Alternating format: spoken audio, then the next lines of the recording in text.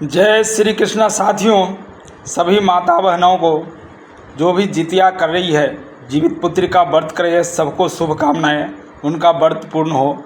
हालांकि ये जीवित पुत्री का व्रत से जुड़ी कहानी है। हालांकि ये अपने माँ जो है अपने पुत्र की लंबी आयु के लिए करती है, लेकिन यहाँ दो बहनों की कहानी है। दो बहनें जो है कहानी है इस कहानी में है, और कैसे एक गरीब बहन रहती है और एक अमीर रहती है, किस तरह से गरीब बहन अमीर हो जाती है। आइए कहानी की शुरुआत करते हैं। तो साथियों, अगर आप हमारे चैनल पर नए हैं तो प्लीज़ चैनल को सब्सक्राइब कर दीजिएगा, एक बेल आइकन बगल में लगे बेल आइकन को प्रेस कर दीजिएगा, और कहानी वीडियो अच्छा लगे तो लाइक कर दीजिएगा और साथियों को भी शेयर कर दीजिएगा। तो आइए कहानी की शुरुआत करते हैं। ये दो बहनों की कहानी है, जो एक गरीब थी और एक अमीर थी, और एक का नाम था दुखिया और एक का नाम था सुखिया। ये दोनों बहनें आपस में बहुत हिल मिल कर रहती थी। जब बड़े हो गए दोनों को शादी हुई, और शादी हुआ तो एक अचानक से अमीर हो गए और अमीर परिवार में हुआ, और एक का दुर्भाग्य ऐसा था कि वो गरीब रह गई। गरीब पहले से ही जो नाम था उसी हिसाब से वो गरीब हो गई।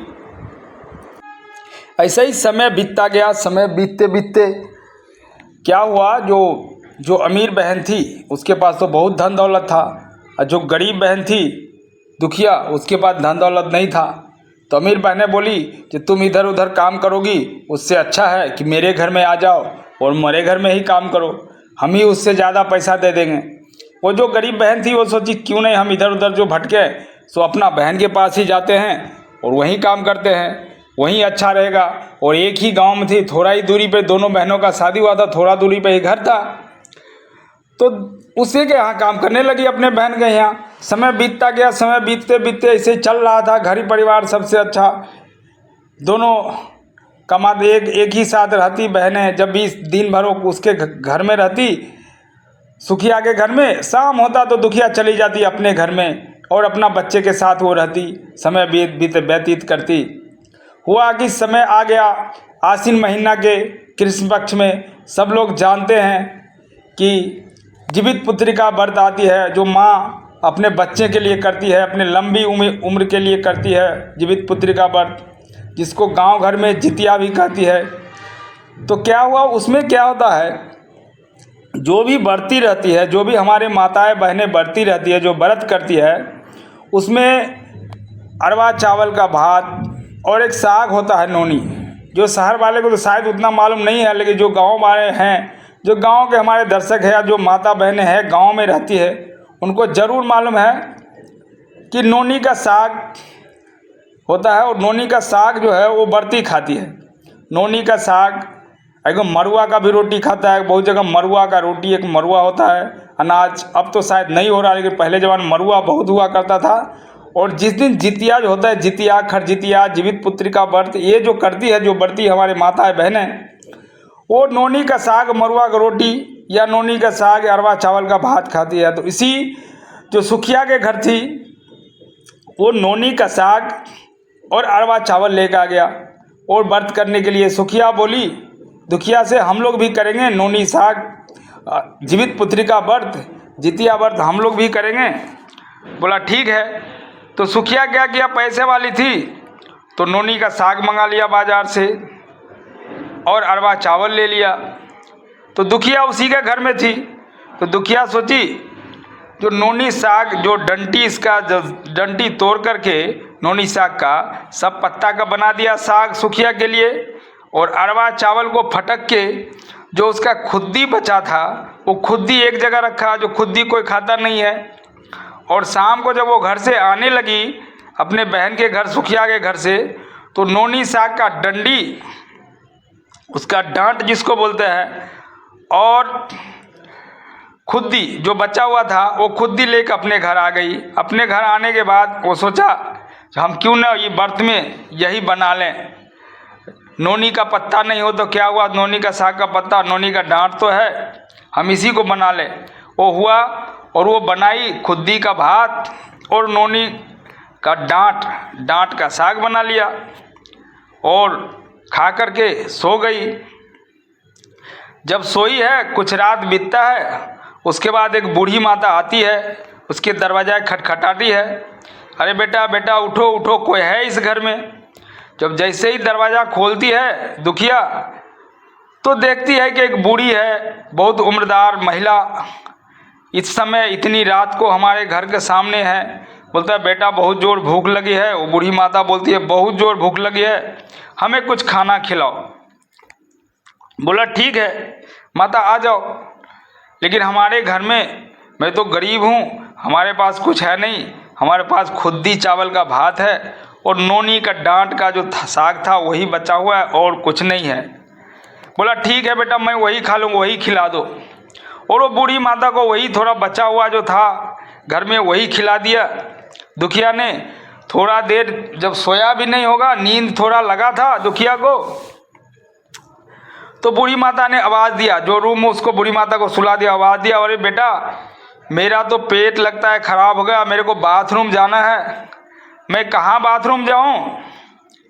तो बोलता है माता जी आप कहीं बगल में कर दीजिए, मैं सुबह साफ कर दूंगा, आप कर दीजिए कोई बात नहीं है, अब बाथरूम जहाँ है कहीं आप कर लीजिए, मैं साफ कर दूँगा। क्योंकि गांव में तो टॉयलेट नहीं होता है, गांव में टॉयलेट नहीं रहता है। गांव में बहुत पहले ज़माने में खेत में जाता था, सब खेतों में बाथरूम करने जाता था। इसलिए दुखिया बोली कि माता तुम कहीं भी कर दो, मैं साफ कर लूँगा सुबह, कोई बात नहीं है। तो माता जब बैठ गई बाथरूम करने तो बोलती है अरे बेटा क्या करूं मैं, छर छर करूं कि भर भर करूं। तो नींद में सुनाई नहीं दिया दुखिया को। फिर बोलती है माता अरे बेटा आवाज़ दो, मैं क्या करूं, छर छर करूं कि भर भर करूं। तो नींद में ही दुखिया बता दिया कि भर भर कर दो आप। तो माता ने भर भर कर दिया और उधर से आई और बोली अरे बेटा मैं हाथ कहाँ पोंछूं, मेरा हाथ पोंछने का नहीं है जगह, कोई कपड़ा है तो दे दो। बोलते है अरे माता मेरा सर का बाल है, मेरा सर का बाल में पोंछ लीजिए हाथ। और सर का बाल में हाथ पोंछ के लिया और दुखिया सो गई और वो बूढ़ी माता भी सो गई। और सुबह बूढ़ी माता उठी और कहाँ गायब हो गई पता नहीं लगा किसी को। सुबह उठती है दुखिया, देखती है बूढ़ी माँ घर में नहीं है, वो सोची शायद चली गई हो गई। जब वो नदी में नहाने जाती है दुखिया तो देखते हैं उसका बाल से सोने का कलर जैसा टपक रहा था उसका बाल से। जो अगल बगल में नहा रही थी वो भी चौंक गई और बोलती है ये तुम्हारे बाल से क्या सोने जैसा टपक रहा है। फिर दुखिया समझ गई रात में बूढ़ी माता आई थी और मेरा बाल में अपना हाथ साफ किया था, शायद वही तो नहीं लगा हुआ है। तत्पश्चात वहाँ से भागी भागी दुखिया आती है अपने घर पे। और अपने घर पे आने के बाद जहाँ पे बूढ़ी माता सोई हुई थी, बोल रही थी जो छर छर करूँ कि भर भर करूँ, वहाँ देखते हैं भर भर करके सोने का कुड़िया कुड़िया करके जगह जगह पूरा घर में छितराया हुआ था। और वो देख करके दुखिया बहुत खुश हो जाती है। और खुश होने के बाद वो क्या कहती है, बच्चे को बुलाती है और बोलती है कि चला जाओ एक बार मौसी के घर, हमारे बहन के घर जाओ और वहाँ से तराजू लेके आओ। जब बच्चे जाते हैं उसके घर में, सुखिया के घर तराजू लेने, तो सुखिया सोचती है ए तराजू में क्या नापेगा तुम्हारा माँ। तो बोलते हैं हमारे घर में बहुत सोना है, वही सोना को मेरी माँ ने उसको तौलेगी जो कितना वजन है। तो ये बात सुनकर सुखिया को मन में बहुत दुख होगा कि ऐसा क्या हो गया इसमें। एक काम करते हैं ये तराजू में कुछ लगा देते हैं। फिर उसमें क्या किया, गुड़ लगा दिया। सुखिया ने गुड़ लगा दिया नीचे ऊपर कि थोड़ा बहुत इसमें सट जाएगा। और वही हुआ। उसने जब तौल करके वापस जब तराजू देने गई तो देखती है सोना का टुकड़ा टुकड़ा उसमें सटा हुआ था। तो सुखिया को तो अचक हो गया कि ऐसा कैसे हो गया। वो भागी भागी गई दुखिया के घर। तो पूरा कहानी दुखिया ने बताया। पूरा कहानी के बाद बोला अगले साल मैं भी ऐसा ही करूँगी, मैं भी एक खुद्दी चावल का भात और नोनी का डांट का खाऊंगी, तब मेरे और बूढ़ी माता आएगी मेरे को भी इतना सोना दे के जाएगी। फिर अगले साल जब जितिया हुआ तो क्या किया, सुखिया ने नोनी का साग फेंक दिया और उसका डांट ले लिया। और दुखिया ने फिर क्या किया, सुखिया ने जितने चावल था चावल को अच्छा को फेंक दिया और उसका खुद्दी रख लिया और बना करके अरवा चावल का खुद्दी का जो भात बनाया और नोनी डांट का साग बनाया और खुद खा लिया। और खा करके सो गई और उसको नींद तो आ नहीं रही थी। नींद आ रही थी कि कब बूढ़ी माता आएगी और दरवाज़ा खटखटाएगी। थोड़ा ही देर बाद बूढ़ी माता आई और दरवाज़ा खटखटाई और कहती है कि बेटा कुछ खाने का है। तो वो तो पहले ही दुखिया से पूछ लिया था, तो बोला हाँ हाँ माता है, आ जाओ आप। आया, बोला मेरे पास तो है, ये बनाया हूँ खुद्दी चावल का भात और नोनी का साग डांट का। बोला हाँ बेटा दे दो, खा लेता हूँ। सुखिया बहुत खुश हो गई। जैसा बता रही थी दुखिया वैसे ही हो रहा था सब कुछ। तत्पश्चात माता क्या करती है, वो खा लेती है वो साग और भात। खा करके कुछ देर समय बीतता है। वो सोच रही थी सुखिया जब कब बोलेगी ये बात। तो तब माता पूछती है, बूढ़ी माता क्या करूं मैं, छर करूं कि भर भर करूं। तो ये बात उस समय सुखिया भूल गई कि उसका बहन ने क्या बताया था, छर बोला था कि भर भर। तो उसने बोला माता आप छर कर दो।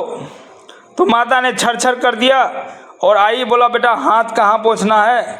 तो हाथ बोला ठीक है मेरा बाल में पोंछ लीजिए, मैं सुबह धो लूँगा और मैं कोई बात नहीं, मेरा बाल में पोंछ लो।